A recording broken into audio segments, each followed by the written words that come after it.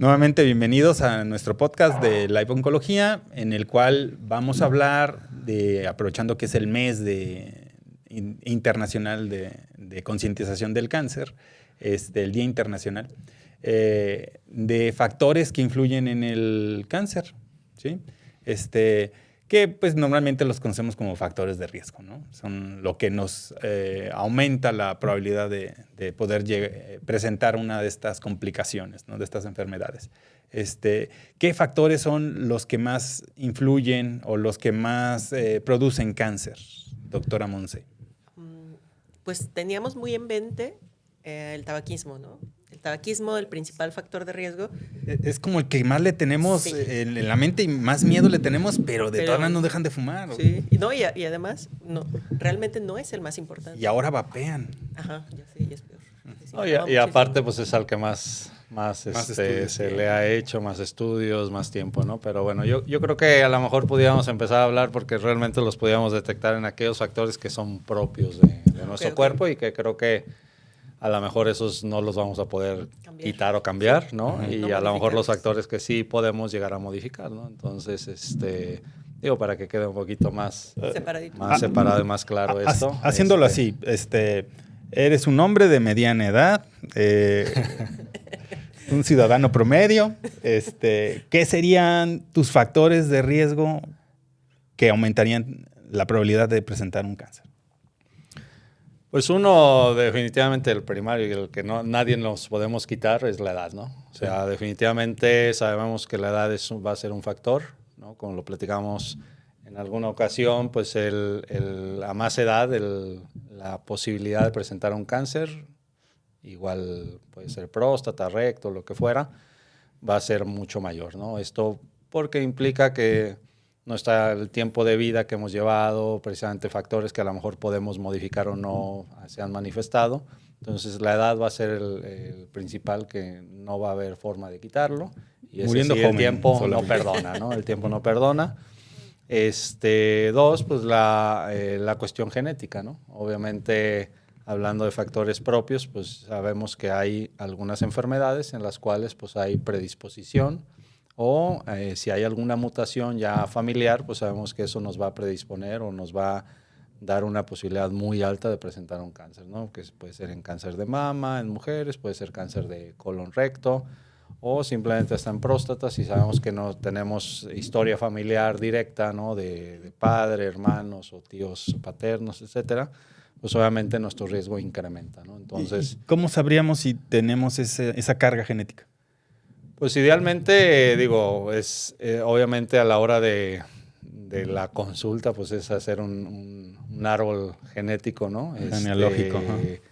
De la familia, ¿no? Con la intención de ver. Obviamente, en ocasiones va a ser difícil, ¿no? Sabemos que hay quienes, pues, por cuestiones de trabajo, cuestiones familiares, pues se cambian de ciudad, ¿no? Y hay separación entre las familias y es complicado saberlo, ¿no? Pero siempre, si es posible hacerlo, pues es muy importante los famosos antecedentes heredofamiliares que pues, se preguntan en las consultas, y a veces decimos, ¿para qué me preguntan si mi abuelita tuvo, no? Ya se murió. Que de repente, ¿no? Exacto, ¿no? A veces ni dinero me dejó.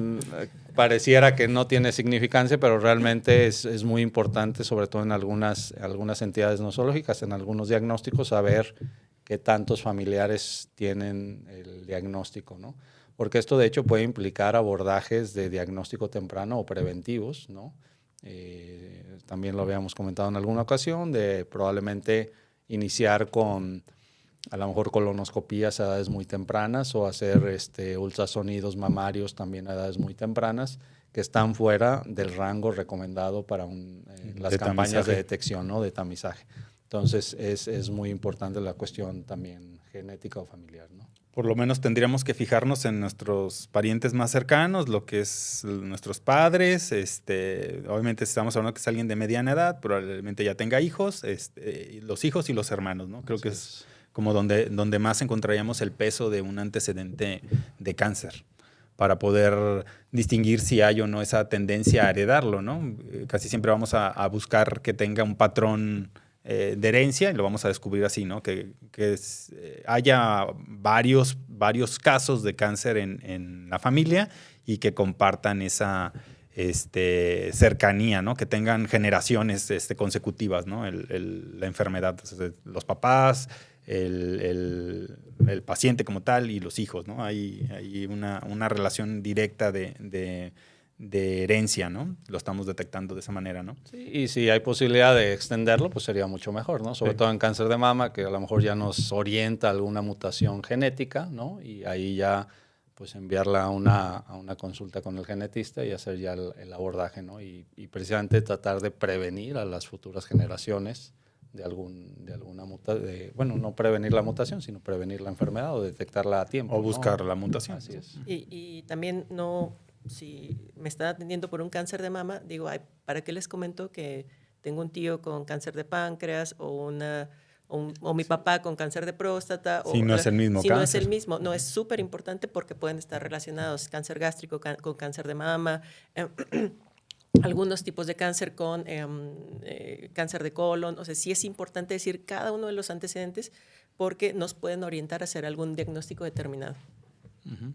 Entonces, no va a ser tampoco lo principal que vamos a encontrar la herencia, eso va a ser para los menos, pero tenerlo en cuenta, ¿no? Porque ahí tendríamos que hacer, como dices, un abordaje totalmente diferente. Entonces, pues ya mencionaste, ¿no? Lo de la herencia, ¿qué más tendríamos que checar en esa persona de mediana edad, ciudadano promedio? Bueno, pues obviamente dependiendo del género también sabemos que dentro de los factores que pueden influir, pues es la cuestión hormonal, ¿no? Hay algunos tumores que están directamente relacionados con la estimulación hormonal, ¿no? Como precisamente puede ser el cáncer de seno, ¿no? La mujer. Próstata. El nombre, la próstata, el endometrio. Endometrio. ¿no? Entonces, pues obviamente son cuestiones que hay que ver si no hay alguna sobreestimulación, si hay el uso de medicamentos o alguna terapia, por ejemplo, anticonceptiva o proconceptiva en la mujer, que obviamente esto nos modifica los niveles hormonales y que obviamente pues va a tener una relación directa con la posibilidad de un incremento de algunas enfermedades, ¿no? Qué importante esto que dice, porque cada vez estamos viendo más mujeres que han estado utilizando este tipo de apoyos, ¿no? Se va a tener que utilizar. O sea, la gente cada vez vive más y acaban las hormonas a los 50. ¿Qué vas a hacer de los 50 a los 100? O sea, Sí. hay que pensar que va a haber cierto aumento en el uso de terapia hormonal de reemplazo, ¿no? Precisamente para mejorar la calidad de vida. Sí. O sea, muchas mujeres ahora están utilizando hormonas para estimular la producción ovárica. Entonces, sí, esto va a tener mucho impacto y es súper importante que se comente, ¿no? Y también tenerlo en mente, este tipo de cosas. ¿Cuánto sería lo seguro que menciona el uso de terapia hormonal? Bueno, límite 5 años. De hecho, las guías dicen 3 años, ¿no? Ajá, 3 años. Pero sí, se puede extender, ¿no? Y ya se considera como factor de riesgo entre los 5 y los 10 años, dependiendo de la literatura que revisemos, ¿no? Más de 5 años, más de 10 años es el incremento, ¿no? En el riesgo de cáncer. Entonces, factor hormonal, factor de edad, factor sexual, porque pues depende el sexo de cada quien, pues va a tener sus tipos más comunes de cáncer, ya lo mencionamos, ¿no? ¿Qué otros factores, igual para cuidarnos que nos produzcan cáncer en esta población de mediana edad, tendríamos que seguir viendo? Obesidad, que es el número 1 ahora, el principal causante de cáncer en este momento. 13 cánceres relacionados. La obesidad, y que además la obesidad nos está llevando a otras cosas. Esta falta de ejercicio que condiciona un estado, y la propia obesidad, un estado proinflamatorio, la alimentación, que ahora sabemos que ciertas bacterias en nuestro intestino pueden promover la generación de ciertas lesiones malignas y además, cuando ya hay un tipo de cáncer, lesiones metastásicas a determinados sitios. Entonces, sí tiene un peso súper importante esto. Buena alimentación, lo más sana posible, ejercicio, o sea, cuidar estos aspectos y evaluar esos aspectos en el paciente de mediana edad, ciudadano promedio. Porque, bueno, yo siempre he dicho a mis pacientes, la mejor dieta que se puede tener o el mejor estilo de vida que se puede tener es el que se nos recomienda a las personas con diabetes. ejercicio y una alimentación saludable, ¿no? Creo que es lo mejor. Ese tendría que ser el estilo de vida que todos deberíamos de tener. Pero es difícil decir que es saludable, ¿no? ¿Sí? Yo digo, voy a comer verduras y como ya comí verduras, pues me puedo dar a lo mejor el lujo de comprarme mi Coca-Cola, ¿no? Un litro de helado. O un helado o un pan, no sé. Y pues como siento que estoy haciendo algo sano, pues creo que eso compensa, ¿no? No. El descuido. Sí, no siempre acercarnos como alguna asesoría, siempre a un experto, porque también todos vamos a tener necesidades diferentes y también conforme pasamos los 30 años, nuestra necesidad o nuestra pérdida muscular pues se va generando, la evaluación integral, la evaluación de nutricional, fisioterapia es súper importante en este ciudadano promedio, ¿no? Sí, ¿no? Y a lo mejor también el acceso, porque puede ser que sale a trabajar desde las 6 de la mañana para moverse en el transporte público, y llega hasta las 9, 10 de la noche de regreso a su casa, pues no hubo forma de que pudiera comer saludable en su casa. A lo mejor en su casa sí hicieron saludable, hicieron nopalitos y frijolitos y todo muy rico, pero uno andando en el ajetreo, en el trabajo, pues lo que tiene cerca, pues es la tiendita, sin decir marcas, ¿verdad? Pero muchas tienditas de autoconveniencia, ¿no? Y que, pues, a lo mejor lo que voy a comprar ahí, pues es, no sé, un panecito, un gansito, O el algo. puesto de hot dogs, el puesto de Ajá. hamburguesas, ¿no? Que es lo más fácil para Comida grasosa y que pues es la que es más fácil encontrar, ¿no? Las fritangas, ¿no? Es lo más sencillo de encontrar y barato, porque pues tampoco voy a tener a lo mejor el recurso. Si estoy trabajando todo el día, pues apenas me va a ajustar para ir a comer fritangas, pues no voy a gastar en un restaurante donde a lo mejor sí puedo pedir mi ensalada o mis verduras cocidas, ¿no? No es tan fácil. Igual y creo que es importante mencionar que cuando estamos en una valoración nutricional, este tipo de cosas es bien importante que las digamos porque el nutriólogo o nutrióloga nos pueden ajustar, ¿no? Nuestros planes para que se adapten a nuestro estilo de vida, porque si bien sí puede ser a veces muy complicado, yo creo que nada es imposible.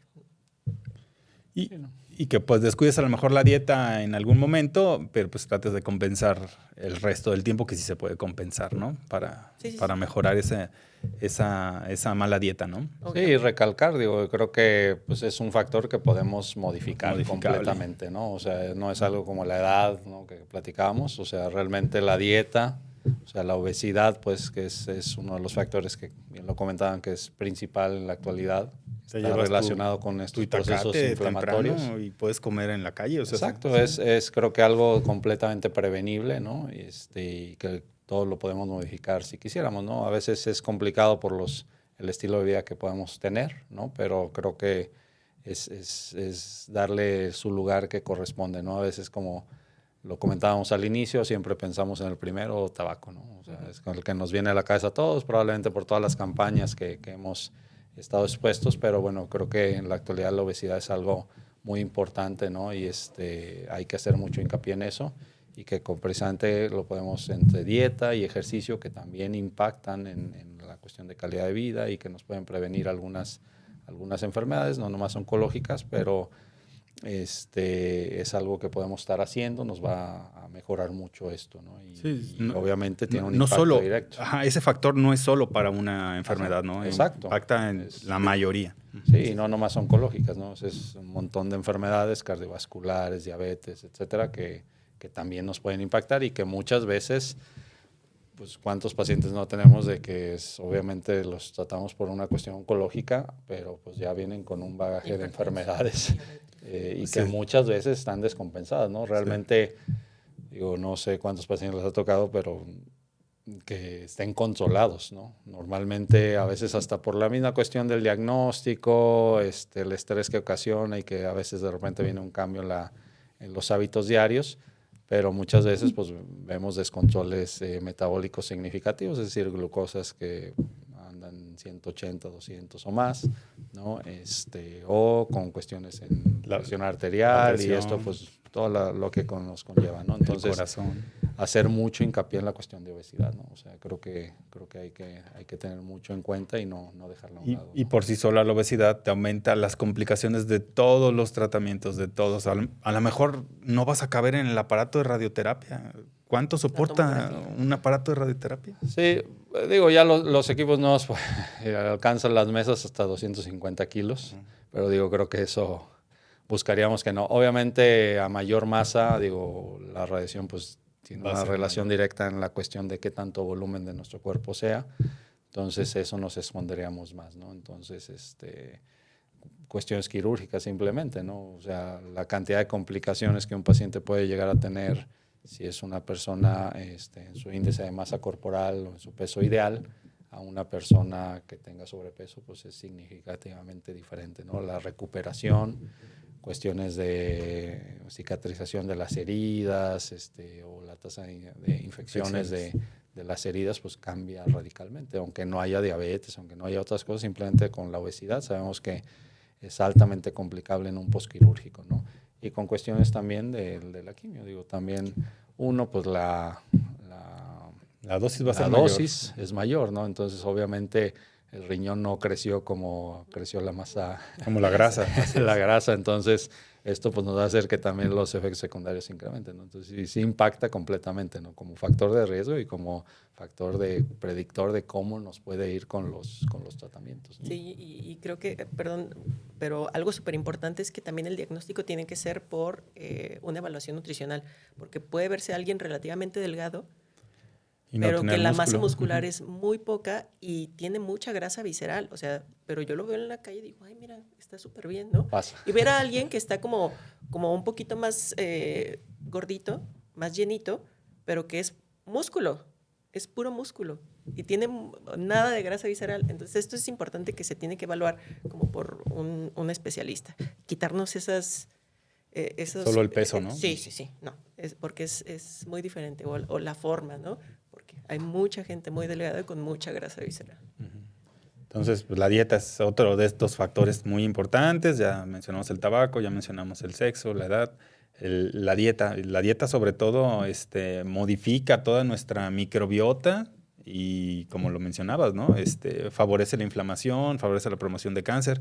Ya lo mencionábamos en otra sesión del podcast, que ha habido cambios en las tendencias de la incidencia del cáncer, ¿no? Hay más casos en pacientes jóvenes, ¿no? De cáncer de colon, que está relacionado al estilo de vida, ¿no? A esta dieta. Ya se considera también la carne, ¿no? También como un cancerígeno, ¿no? Para el intestino. Entonces, pues esa dieta tiene que estar variada. Incluir carne, obviamente, tenemos que consumirla. No en exceso, no caer en los excesos para no aumentar estos riesgos, ¿no? ¿Algún otro factor relacionado al cáncer? Virus.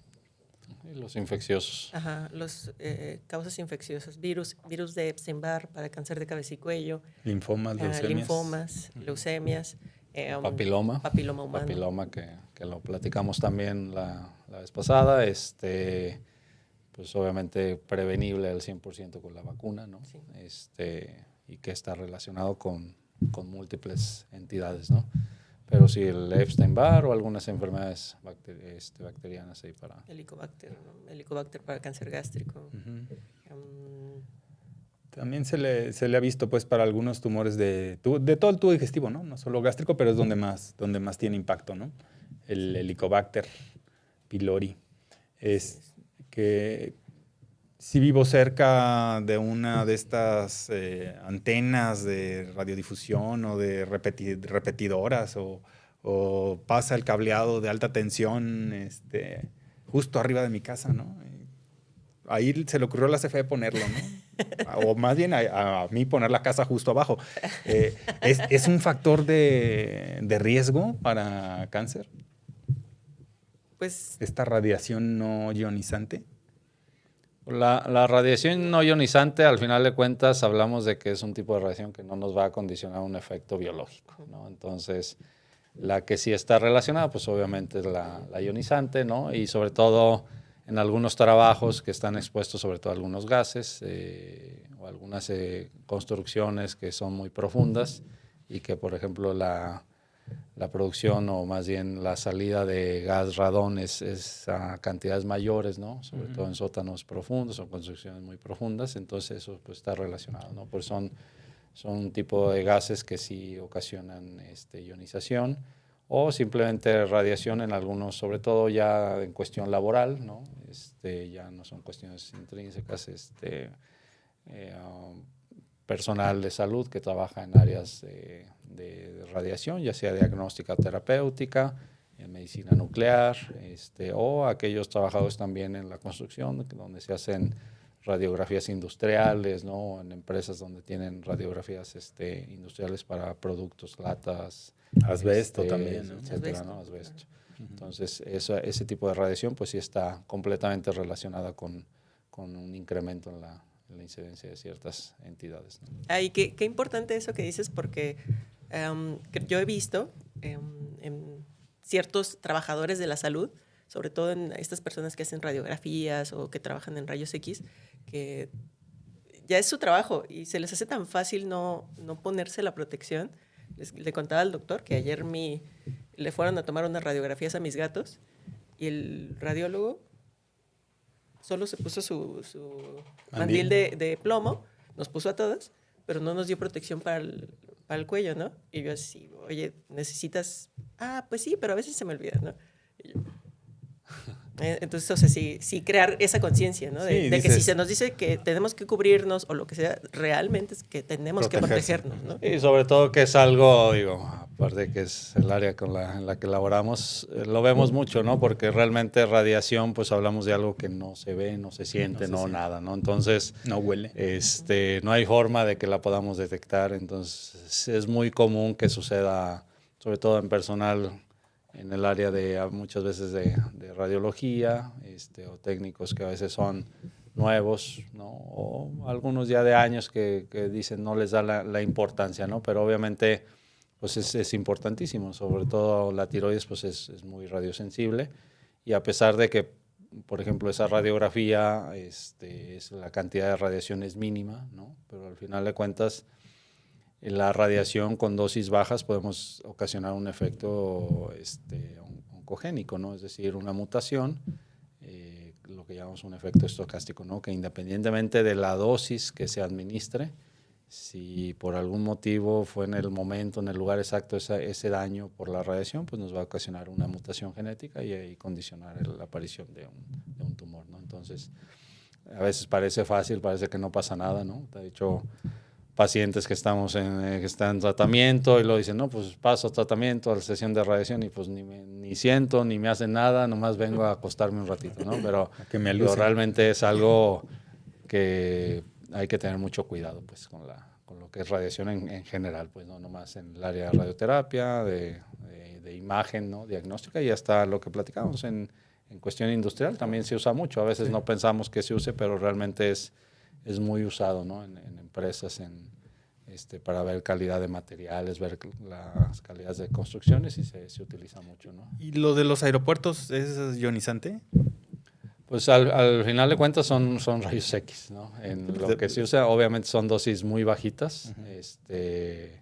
Lo que se hace, sobre todo no en todas las entradas, sobre todo las pasas de seguridad, se acordarán que unos pues, son simplemente detectores de metales, que eso pues, no es radiación, pero en algunos, sobre todo, es muy común que en algunos aeropuertos ya grandes, ¿no? Se utilice la radiografía, que es cuando pasamos en una cabina y nos hacen que subamos los brazos, ¿no? Entonces, ¿no?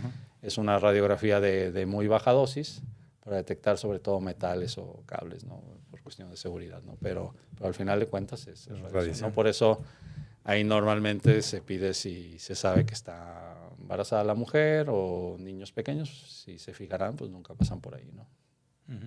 Sí, para evitar esto. También entre más joven, ¿no? El recibir radiación tiene un peor desenlace, ¿no? Es más tóxica, digámoslo de cierta manera. Sí, normalmente el efecto puede ser mayor, pues. Realmente esto, pues, obviamente por el desarrollo la carga celular y todo, es más fácil que podamos ocasionar un daño mayor en algunos tejidos que todavía están en crecimiento o en desarrollo, ¿no? En los niños o bebés. ¿Qué edad dirías ya es seguro hacerte radiografías? Pues realmente hasta para tratamientos buscamos que sean mayores de 3 años, ¿no? Pero pues siempre que es posible en niños No más que se busca una técnica diagnóstica sobre todo, pues diferente a rayos X, ¿no? Pero muchas veces es necesario, ¿no? Sobre todo en el área oncológica necesitamos tomografías, ¿no? Tumor de Wilms o simplemente linfomas, ¿no? Es muy importante para tipificar o saber en cómo estamos en la enfermedad, porque esto tiene un impacto significativo en qué se va a hacer de tratamiento, ¿no?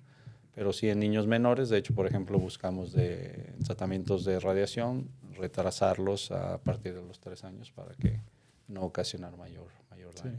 Básicamente porque siguen en crecimiento y ese tejido es más inmaduro y se puede dañar. Más sensible a un daño, exactamente. Entonces yo rescataría de esto que a lo que le tenemos que tener miedo o debemos de tener miedo es radiación ionizante no indicada, ¿no? O sea, cuando está indicada pudiera tener un poco de riesgo, pero si se está indicando, el beneficio es significativamente mayor que, se sopesa el riesgo. Que el riesgo que existe. Ya sea en diagnóstico o en tratamiento, ¿no? Definitivamente. Entonces puedo usar el celular y no me va a dar cáncer de cerebro. En el microondas. ¿Puedo meter la cabeza al microondas? No es recomendable. No va a cerrar la puerta, ¿no? Sí, no, nada recomendable. Entonces, bueno, factores de riesgo ya los hemos mencionado, son bastantes. La dieta, la radiación, sobre todo la radiación ionizante, como lo mencionas, ¿no? Aquí en México, pues es difícil que las casas tengan sótano, ¿no? No como en Estados Unidos, que es donde hay más exposición así al radón, como se filtra a través de las grietas en el suelo, pero igual hay exposición. Viene de la transformación, de la descomposición del uranio, ¿no? Sí. Que hay en el subsuelo, entonces, pues, todo el subsuelo se considera que puede ser tener y filtrar el radón, ¿no? Y no lo vamos a poder detectar. Que sería una de las causas de cáncer de pulmón, probablemente la segunda o la tercera causa de cáncer de pulmón, en alguien que no fumó, ¿no? El oler o inhalar el radón, ¿no? Y bueno, la mayoría de las casas pues ya no tienen el piso de tierra, ¿no? Tienen un piso que por lo menos tiene cemento y eso ya disminuye también ese riesgo. La dieta, el radón, el cigarro, la radiación ionizante. ¿Qué otros factores de riesgo tenemos? Se nos está olvidando el sol, ¿no? Cáncer de piel, sí, muy importante. Obviamente es algo también inevitable. Ya obviamente no depende de nosotros, pero al final de cuentas muy importante los cuidados, ¿no? Que hay que tener prevenir con el sol, ¿no? Y esto pues obviamente desde pequeños, ¿no? Creo que la tendencia en la actualidad ha mejorado mucho. Digo, yo recuerdo cuando estaba chico, pues realmente la cantidad de protectores solares que había eran muy pobres, ¿no? Realmente había más bien bronceadores y había otras cosas. Ibas a tostarte, no Exacto. a protegerte. Ajá. Y realmente no se le daba la importancia, ¿no? Pero pues obviamente es un factor de riesgo muy significativo para el cáncer de piel, ¿no? Ya sea vasos celulares o epidermoides. Melanoma. El melanoma.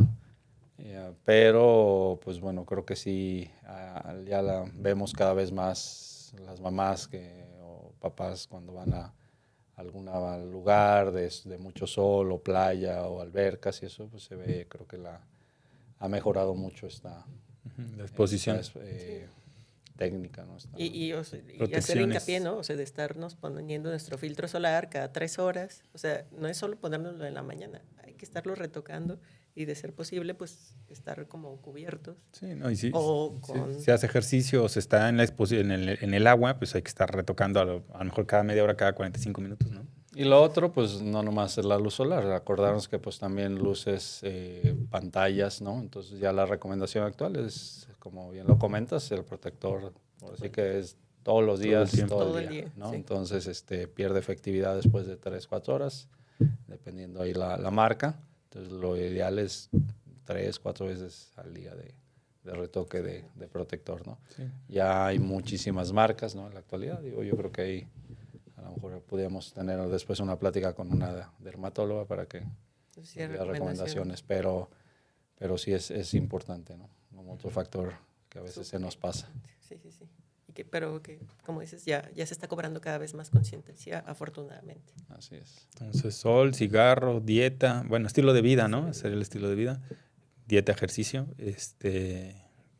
radiación ionizante. ¿Qué más factores me van a producir cáncer? Si tengo animales en la casa, tengo riesgo de que me peguen, me contagien de cáncer. Pues a menos de que tengas una granja donde estés inhalando así como polvito de las cosas, pues realmente. Que produzcan inflamación, ¿no? Pulmonar o empeoren la inflamación si fumas Sí. o el asbesto, ¿no? Pero fuera de eso. Sí, pues realmente lo que se comentaba, ¿no? Creo que lo habían dicho, la inflamación crónica, ¿no? Procesos inflamatorios crónicos que pueden ser por muchas causas, inhalaciones de algunas sustancias, de polvos, plumas, pelo.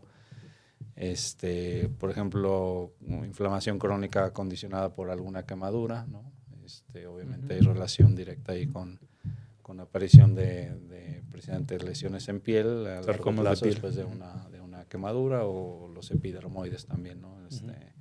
Después de quemaduras. Entonces, todos los procesos inflamatorios crónicos que no se atienden o que no se modifica el condicionante de la inflamación, pues también nos puede llevar a incrementar el riesgo de un cáncer. Sí, de hecho, la tuberculosis también es uno de los factores para cáncer de pulmón, adenocarcinoma de pulmón, por la inflamación que deja, ¿no? La tuberculosis latente, ¿no? Mientras esté ahí. Ajá.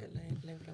Y se considera que el 25% de los mexicanos pueden tener tuberculosis latente, entonces tenemos una alta probabilidad, ¿no? Bueno, no comparable a fumar, es peor fumar, ¿no? ¿Algún otro factor que podamos cuidarnos para evitar que nos dé cáncer? Digo, porque nos queda claro que solamente muriendo jóvenes no podemos controlarlo todo, ¿no? O no naciendo sería la única forma de no hacer cáncer, pero sí tratar de controlar en la medida de nuestras posibilidades esas exposiciones a estos factores de riesgo para tener menos riesgo de poderlo desarrollar, ¿no? Se menciona que si contamos el cáncer de piel, 1 de cada 2 habitantes de este mundo va a tener algún cáncer en el transcurso de su vida. Si quitamos el cáncer de piel, pues eso va a ocurrir más o menos en 1 de cada 8, 1 de cada 10 personas, habitantes de este planeta, ¿no? Entonces, pues tenemos que disminuir esa probabilidad, ¿no?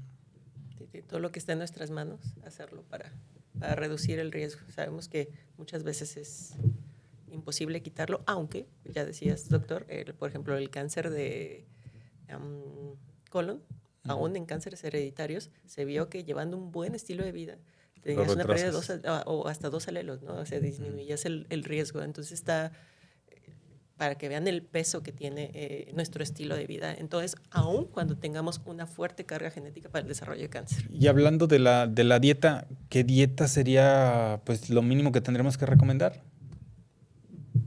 Vayan con el nutriólogo.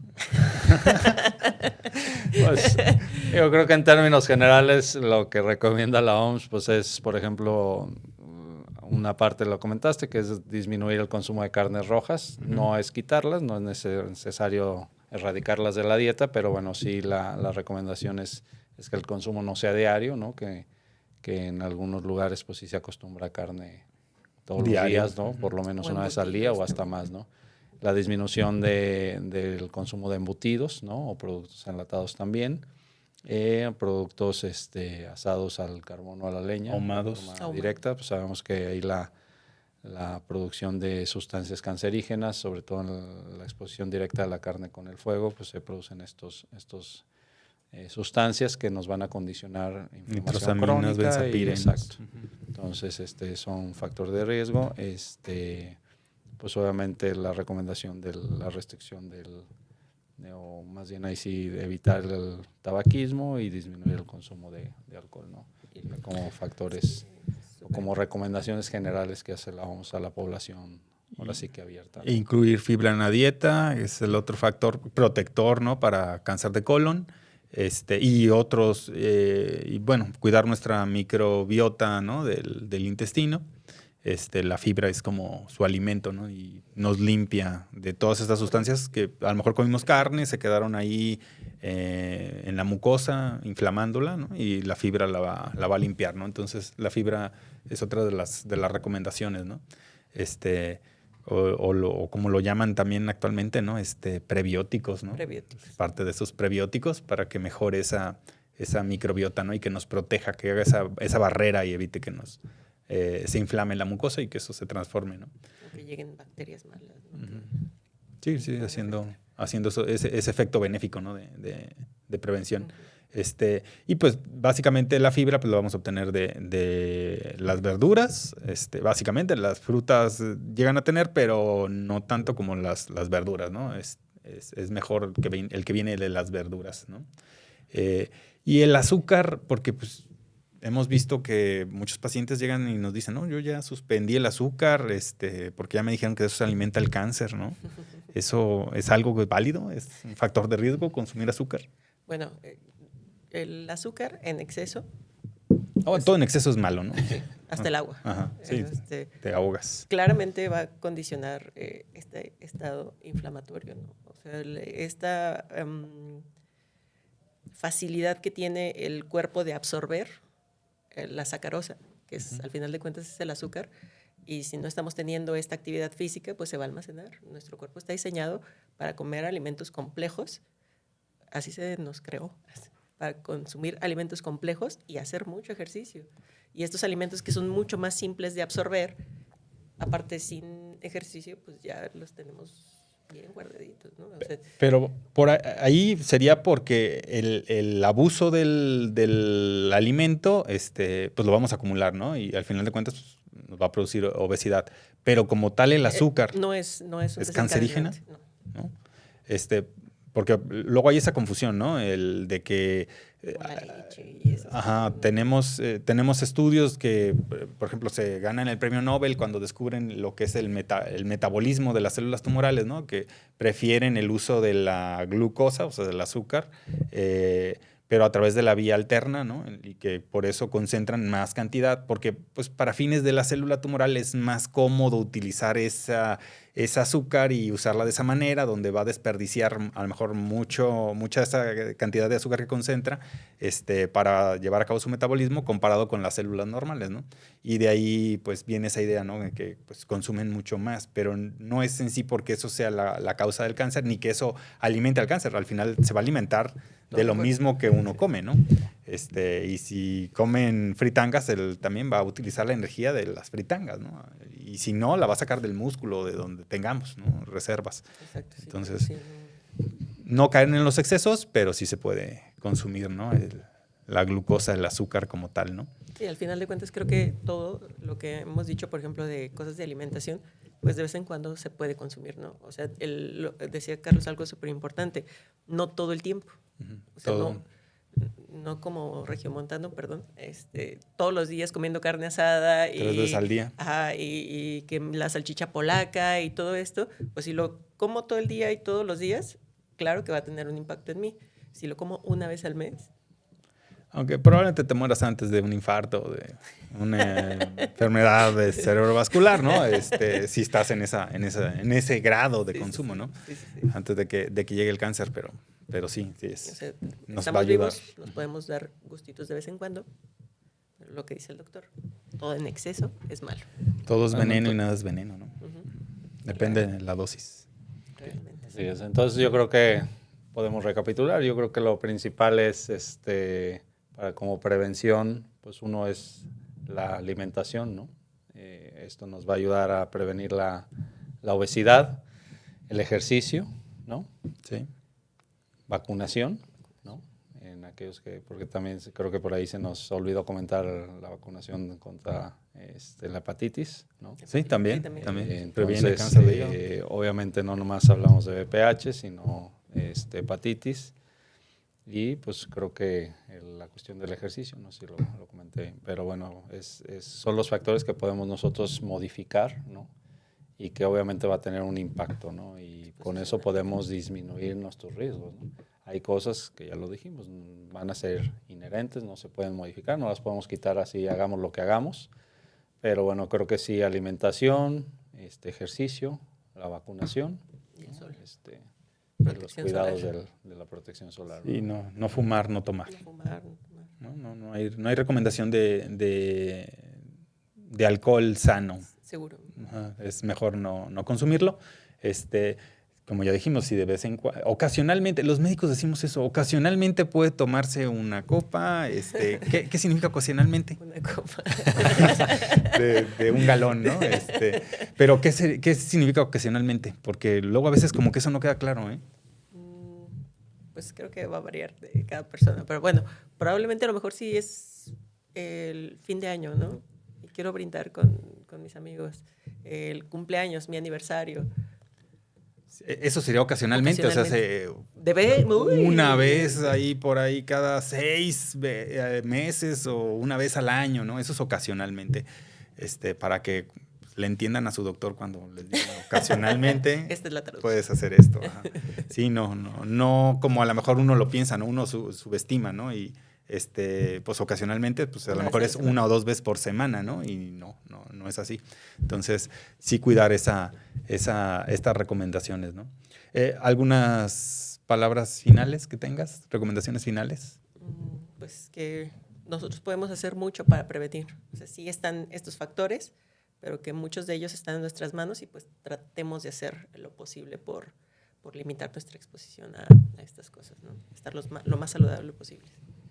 Pues básicamente eso, cuidarnos, ¿no? Yo creo que la responsabilidad es personal. Obviamente quienes tenemos hijos, pues tenemos que ver por ellos también, ¿no? Pero es algo que podemos, la mayoría de ellos, como lo vieron, lo platicamos ahorita, los podemos modificar.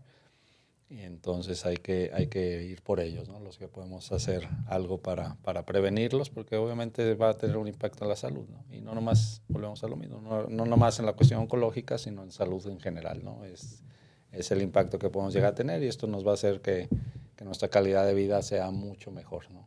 Sí. Para tener una vejez más sana, saludable. Sí, una tercera parte de todo, hablando de cáncer, es prevenible y es gracias a estos cambios en el estilo de vida, de lo que ya hablamos, la exposición al sol, la radiación ionizante, fumar, tomar, ¿sí? Entonces, esos cambios no son tan difíciles y pues uno tiene que ver por uno mismo para disminuir esa probabilidad en un 30%, ¿no? De producir algún cáncer y que eso sea nuestra causa de defunción, ¿no? Que deteriora nuestra calidad de vida y empeora la de la familia también, ¿no? Implica muchos gastos. Entonces, es algo que podemos hacer y nos va a ayudar no solo con el cáncer, sino para todas las enfermedades. Muchas gracias, que estén muy bien.